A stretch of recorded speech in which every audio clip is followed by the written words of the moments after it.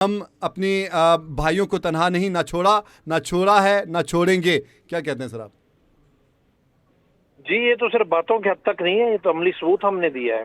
جس سے کہ ہمارے جو قیادت پہنچی ہے، جو لیڈرشپ گئی ہے، جتنا ہائی پاورڈ پاکستان کا ڈیلیگیشن ہے، دنیا کے کسی ملک کا اس سے بڑا ڈیلیگیشن نہیں ہوگا اور اتنی نمائندگی نہیں ہوگی. Top most military leadership, top most political leadership, اور صرف گورنمنٹ پارٹی نہیں، گورنمنٹ کے ایلائز بھی، پیپلز پارٹی کی لیڈرشپ بھی وہاں پر گئی ہے، پارلیمنٹ کے اسپیکر بھی وہاں پر گئے ہوئے ہیں. تو یہ تو عملی ثبوت ہے کہ کتنی اہمیت دیتے ہیں ہم ایران اور ایران کے عوام کو. اور اس موقع کے اوپر جب وہ ایک غم کا موقع ہے، ان کے سپریم لیڈر کی تدفین کا موقع ہے، جن کو بڑے بہیمانہ طریقے سے شہید کیا گیا، اس موقع کے اوپر جب آپ کسی کے ساتھ تکلیف اور غم میں کھڑے ہوتے ہیں، وہ جیسر وہ کبھی بھی نہیں بھولتا، چاہے وہ انڈیویجول ہو چاہے نیشنز ہوں.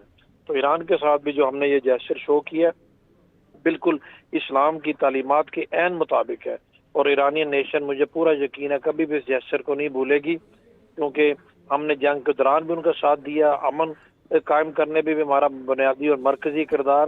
اور آج جب ان کے شہید سپریم لیڈر کی تدفین کا موقع آیا تو اس وقت بھی ہماری لیڈرشپ جو ہے ایرانی قوم کے غم میں شرکت کے لیے ان کے پاس پہنچی بھی ہے.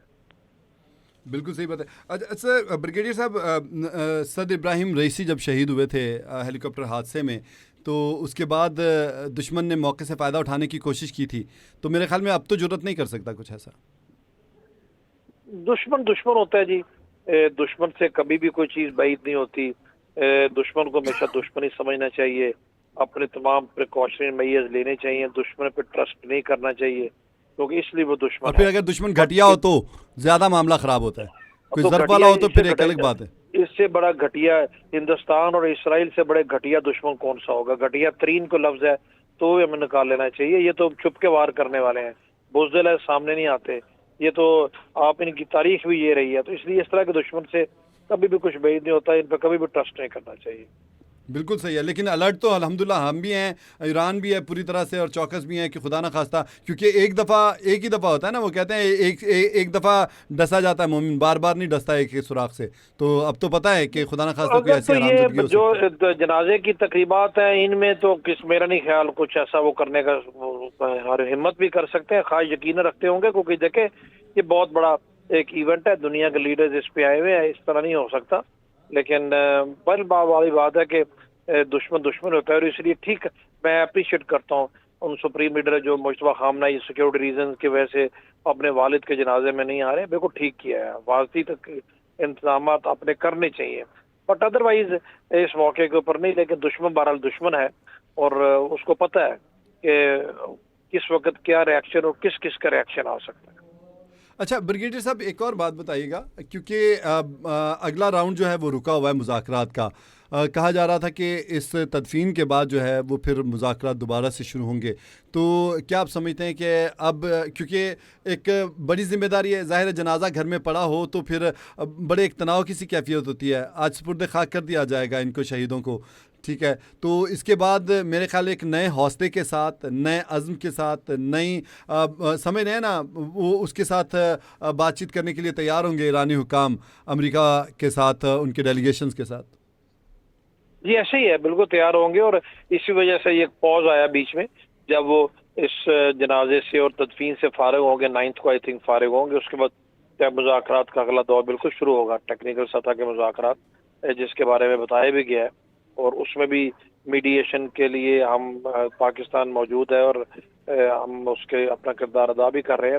اور امید ہے انشاءاللہ 60 ڈیز کا جو ٹائم دیا گیا مذاکرات کے درمیان کسی حتمی امن معاہدے پہ پہنچنے کے لیے، وہ انشاءاللہ اس تک پہنچ جائیں گے.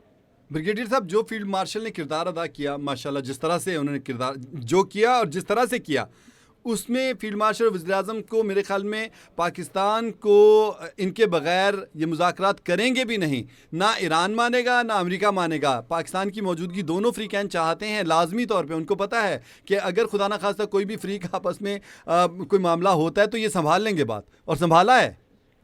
وہ اس لیے کہ پاکستان پہ ٹرسٹ ہے جی. ایران کا تو ہے ہی ہے، جس سے کہ سامنے یہ ثابت کیا، اور یہ ٹرسٹ ہم نے ارن کیا ہے. یہ ہماری خواہش پہ ٹرسٹ نہیں ہے، یہ ٹرسٹ ہم نے ارن کیا ہے. اور امریکہ کو بھی اس چیز کا یقین ابھی ہو گیا کہ پاکستان سنسیئر بھی ہے، اور اس لیے وہ بھی پاکستان پہ ٹرسٹ کرتے ہیں. تو پاکستان کے بغیر اپنا آپ کے پاس اتفاق کرتا ہوں یہ مذاکرات کسی حد میں نتیجے پہ نہیں پہنچ سکتے کیونکہ اس کے آرکیٹیکٹ ہم ہیں.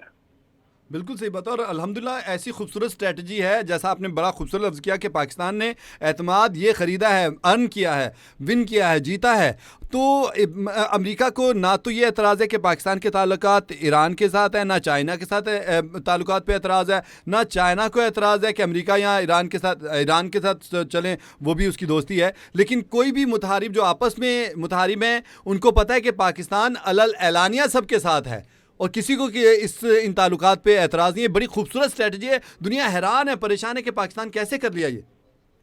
اس کی ریزن یہ ہے نا جی، ہم نے منافقت نہیں کی، ہم نے جو کیا سب کے سامنے کیا ہے، اور اعتماد ہم نے ارن کیا ہے. جو اس لیے میں لفظ سے اپنے کردار سے اپنے کیریکٹر سے، ادروائز امریکہ جیسے ملک کا اعتماد اور پاکستان جیسے ملک کے لیے کوئی آسان کام نہیں ہوتا. بیچ میں سپوائلر بہت اور زیادہ پھر صدر ٹرمپ جیسا ہو وہاں پہ صدر ٹرمپ جیسے ہو جو ایک منٹ میں بات بدل دیتے ہیں. ٹرمپ جیسے صدر اور بیچ میں ہندوستان جیسے دشمن ہو جو کہ ہر وقت بد اعتمادی پیدا کرنے کے لیے کوشاں رہتے ہیں. ایک اور کمینہ سر، اس کو بھول گئے آپ، وہ نتنیاہو. وہ تو خیر بہا کمینہ ہے نا، اس کی تو آپ جو آپ چھوٹا لفظ آپ نے بولا ہے وہ تو لیکن اس کی آج کل بڑی دوستی کی پنگ ہے مودی کے ساتھ، دونوں ایک ہی خمیر کے مالک ہیں. سر وہ جب ہانڈی پھوٹتے ہیں تو پھر آپس میں وہ کہتے ہیں نا تسبیح کا دانہ تسبیح میں، اور جو نالی کی اینٹ ہوتی ہے وہ نالی میں لگتی ہے جا کے. وہ اسی طرح کا معاملہ ان کا، وہ گندے ہیں، وہ گندے آپس میں مل گئے ہیں. جی وہ نالی میں لگیں گے فکر بہت شکریہ بریگیڈیئر صاحب، آپ نے بڑی سیر حاصل گفتگو کی ہے. اور ناظرین، وزیر اعظم شہباز شریف بھی پہنچ چکے ہیں، فیلڈ مارشل سید عاصم منیر پہلے پہنچے ہوئے ہیں. دنیا کو یہ پہلے ہی پتہ ہے کہ الحمدللہ پاکستان نے کس طرح سے اس میں اپنا کردار ادا کیا ہے. وہ وقت دنیا نہیں بھول سکتی جب امریکہ اور اسرائیل نے ایران کے اوپر حملہ کیا اور ایران نے آبنہ ہرمز کو بند کر دیا. پوری دنیا پہ سراسیم کی تاری ہو گئی تھی. پوری دنیا جو ہے اس تناؤ میں آ گئی تھی کہ اب مہنگائی کا طوفان، مہنگائی کا سونامی اٹھے گا اور ہر ملک کو تباہ و برباد کر کے رکھ دے گا. اور ایسا ہوا بھی، ایک دم سے قیمتیں شوٹ کر گئیں، اتنی بڑھی کہ الامان الحفیظ دنیا کے ممالک میں لوگ پریشان ہو گئے تھے. الحمدللہ حکومت پاکستان نے یہاں پر، ہماری حکومت نے پھر بھی ایک طویل عرصے تک لوگوں کو سبسڈی دی، عوام کو سبسڈی دے کے معاملات کو سنبھالنے کی کوشش کی.